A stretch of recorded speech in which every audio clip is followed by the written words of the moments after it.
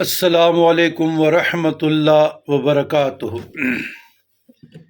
اللہم صلی علی سیدنا محمد وعلی آل سیدنا محمد افضل صلواتک بعد معلوماتک وبارک وسلم علیہ۔ عزیزان گرامی،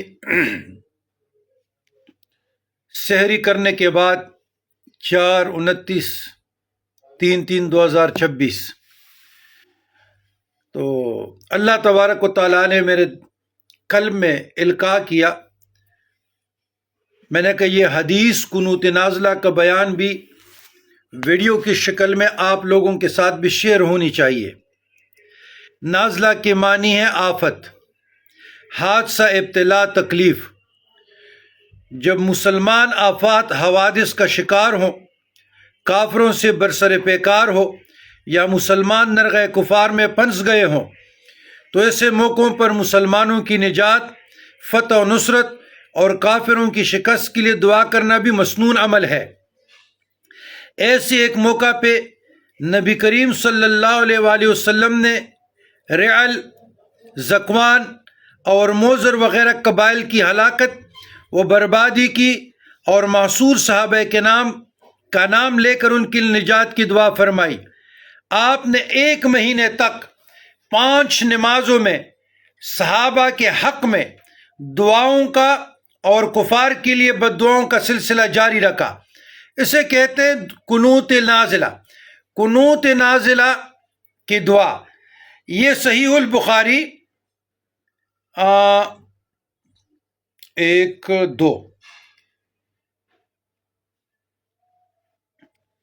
یہ صحیح البخاری التفسیر تفسیر آل عمران باب 9 حدیث 4560 و صحیح مسلم المساجد باب استحباب القنوت فی جمیع الصلوات حدیث 675۔ تو اسے کہتے ہیں قنوت نازلہ۔ قنوت نازلہ کس کو کہا جاتا ہے؟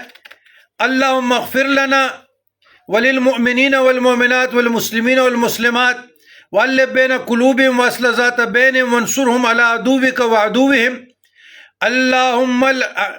اللهم العن كفرة أهل الكتاب الذين يصدون عن سبيلك ويكذبون رسلك ويقاتلون أولياءك اللهم خالف بين كلمتهم وزلزل أقدامهم وأنزل بهم بأسك الذي لا ترده عن القوم المجرمين۔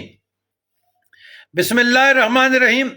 اللهم إنا نستعينك ونستغفرك ونؤمن بك ونتوكل عليك ونثني عليك الخير۔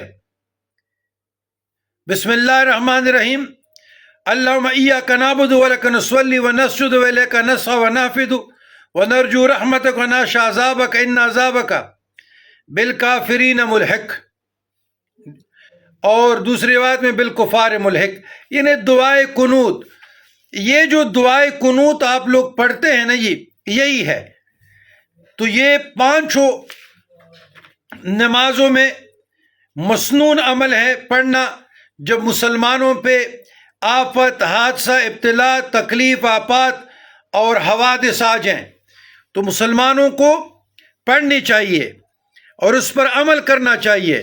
یہ مسنون عمل ہے۔ تو دعائے قنوت تو ساروں کو آتی ہے۔ اللہم انا نستعینک ونستغفرک، یا اللہم مہدنی فی من ہدیت وعافنی فی من عافیت وتولنی فی من تولیت۔ تو اس کے ساتھ مزید بھی آپ دعائیں اللہم انا نجعلک فی نحورہم ونعوذ بک من شرورہم، ایسی دعائیں آپ لوگ اس میں پڑھ سکتے ہیں۔ تو یہ بہت بڑا عمل ہے، اس پہ عمل ہونا چاہیے۔ اور اس وقت عالم اسلام پہ سختی ہے، چاہے افغانستان ہے، چاہے لبنان ہے، چاہے فلسطین ہے، چاہے ایران ہے۔ اب فرنٹ پہ تو ایران لڑ رہا ہے اور ایران کو فلسطین کی سزا مل رہی ہے، اور ہمارے ہاں جو نواسب خارجی ہے وہ لوگوں کو جو گمراہ کرنے کی کوشش کرتے ہیں۔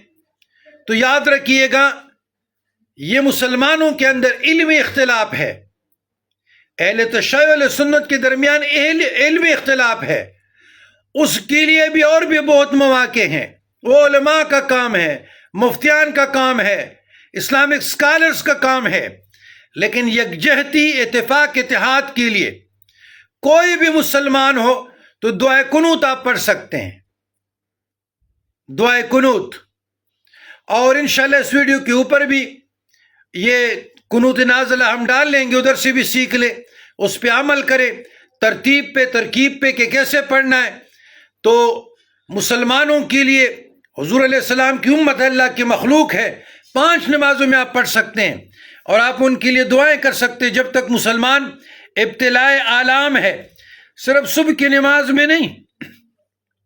حضور علیہ السلام نے 1 مہینہ تک 5 نمازوں میں صحابہ کے حق میں دعاؤں کا اور کفار کے لیے بد دعاؤں کا سلسلہ جاری رکھا، اسے قنوت نازلہ کہا جاتا ہے۔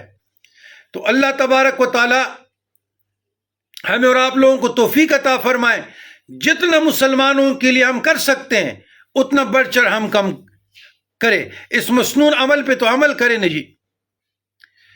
اللہم ربنا آتنا فی الدنیا حسنۃ وفی الآخرہ حسنۃ وقنا عذاب النار۔